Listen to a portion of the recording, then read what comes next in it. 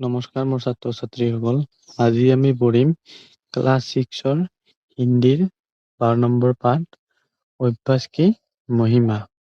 আজি আমাৰ প্ৰথম কোৱেশ্চন হ'ল ববদেৱ কেঁচা বালক থা। ববদেৱ কেনেকুৱা ল'ৰা আছিল? উত্তৰ হ'ল ববদেৱ এক মনবুদ্ধি বালক থা। ববদেৱ এটা মূৰ্খ ল'ৰা আছিল। ক নম্বৰ बबदेव के सहपाठी उसे क्या कहकर চিৰাতে थे। ববদেৱৰ লগৰীসকলে তেওঁক কি কৈ জোকাইছিল? उत्तर बबदेव के सहपाठी उसे बुद्ध और मूर्ख कहकर चिढ़ाते थे। बबदेৱৰ লগৰসকলে তেওঁক মূৰ্খ আৰু বুদ্ধু বুলি জোকাইছিল। गौ नंबर गुरुजी ने बबदेव को कहाँ भेजने का निश्चय किया। गुरुजी বা শিক্ষকে তাক ক'ত পঠোৱাৰ সিদ্ধান্ত লৈছিল? उत्तर गुरुजी ने बबदेव को गाँव भेजने का निश्चय किया। गुरुजीয়ে বা শিক্ষকে তেওঁক ববদেৱক গাঁৱত পঠাবলৈ সিদ্ধান্ত লৈছিল। তাৰপিছত 3 নম্বৰ হ'ল कहानी को पढ़कर उत्तर लिखो। গল্পটো পঢ়ি উত্তৰ লিখা। ক নম্বৰ औरतें कुएं पर क्या कर रही थी। মানে মহিলাসকলে কুৱাটোত কি কৰি আছিল? उत्तर औरतें कुएं से अपने घड़े में पानी भर रही थी। মহিলাসকলে কুৱাটোৰ পৰা নিজৰ কলহবোৰত পানী ভৰাই আছিল। খ নম্বৰ कुएं की जगह पर गड्ढे कैसे बने थे। কুৱাটোৰ ঠাইত ঘাট কেনেদৰে হৈছিল? उत्तर कुएं की जगह पर बार बार खड़े रखने से गड्ढे बने थे। আৰু কুৱাটোৰ কাষত বাৰে বাৰে কলহবোৰ থোৱাৰ কাৰণে তাত ঘাট সৃষ্টি হৈছিল। ক ববদেৱ পাঠশালা কিয় लौट आए। बबदेवे নিজৰ পাঠশালাত কিয় ঘূৰি আহিছিল? उत्तर बबदेव को ज्ञात हो चुका था कि जब मिट्टी के घड़े से पत्थर खींच सकता है तो बार बार अभ्यास करने से उसे विद्या क्यों नहीं मिल सकती। इस कारण वो अपने पाठशाला लौट आए। ববদেৱে জানিলে যে যদি বাৰে বাৰে কলহ এটা শিলত থোৱাৰ কাৰণে শিলটোত ঘাট সৃষ্টি হৈছে তেনেহলে তেওঁ বাৰে বাৰে অভ্যাস কৰিলে কিয় জ্ঞান প্ৰাপ্ত কৰিব নোৱাৰিব। এই কাৰণতে তেওঁ পুনৰ বিদ্যালয় বা পাঠশালালৈ উভতি আহিছিল। ক নম্বৰ ববদেৱ बड़ा होकर क्या बना।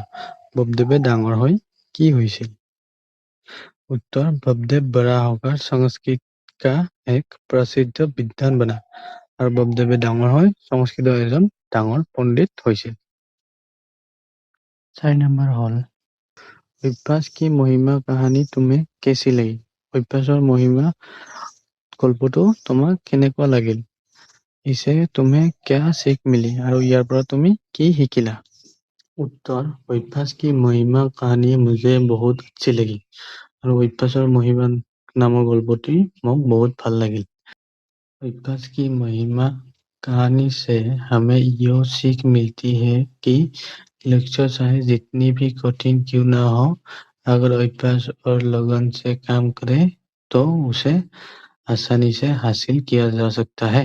अभ्यास की महिमा नाমৰ গল্পটোৰ পৰা আমি এইটোৱে শিকিলো যে লক্ষ্য যিমানে কঠিন নহওক কিয় অভ্যাস আৰু মন লগাই কৰিলে এইটো আমি কৰিবলৈ সক্ষম হমেই। 6 নম্বৰত কোনে কাক কৈছে লিখিব লাগে। ये गड्ढे किसने बनाए हैं। এই ঘাটবোৰ কোনে বনাইছে? কোনে কৈছিল? ববদেৱে কৈছিল। কাক কৈছিল? औरत মানে মহিলাসকলক কৈছিল। খ নম্বৰ ये गड्ढे हमने नहीं बनाए हैं। এই ঘাটবোৰ আমি বনোৱা নাই। কাক কৈছিল? মহিলাসকলে। কাক কৈছিল? ববদেৱক কৈছিল। 7 নম্বৰ ইয়াত আমাক যুক্ত আখৰ লগ লগাই শব্দ বনাব লাগে। তো দ আৰু য় যোগ লাগি তো বিদ্যা গদ্য পদ্য আৰু বিদ্যাপতি। ত আৰু ধ বুদ্ধি বুদ্ধ প্ৰসিদ্ধ আৰু শুদ্ধ। দ যোগ ব তো বিদ্যান দেৱস্য দ্বাৰ আৰু দীপ।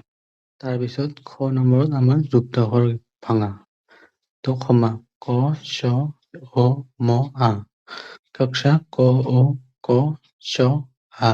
মিত্ৰ ম ই ত ৰ অ। নেক্সট হ'ল জ্ঞান জ য় আ ন অ। যজ্ঞ য় অ জ য় অ। পৰিশ্ৰম প অ ৰ ই ছ ৰ অ ম অ। বিশ্ৰাম প ই ছ ৰ আ ম আৰু অ। ৮ নম্বৰত আমাক আগত থকা ৰটো ৰেপ হিচাপে বহাব লাগে।